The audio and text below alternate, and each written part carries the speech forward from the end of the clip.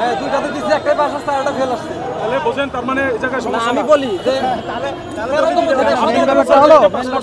আমি আরবিক সহকারী মৌলভীতে আরবিকে পাস করছি আর লেকচারার আরবিক ফেল গেছে, অথচ আমি সম্পূর্ণ প্রশ্নের উত্তর দিছি, আরবিতে উত্তর দিছি, আমার সম্পূর্ণ আমাদের মনে হয়েছে আপনি ওই ইয়াতে আরবিকের জন্য যোগ্য টিচার, সেই জন্য আপনাকে লিস্টেড করছে।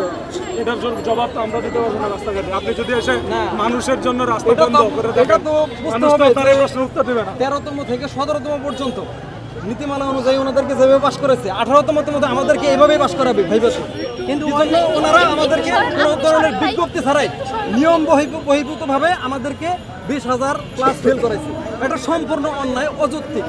এটা অন্যান্য বিসিএস এর ক্ষেত্রে না, এটা এনটিআরসি এর ক্ষেত্রে অযৌক্তিক।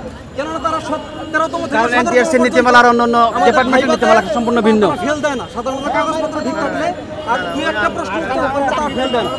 40% উত্তর করতে পারলে তারা ফেল করবে না, তারা ফেল করবে না। আর আমরা 90% অ্যান্সার করছি, তারপরে আমরা ফেল গেছি। এটা কিভাবে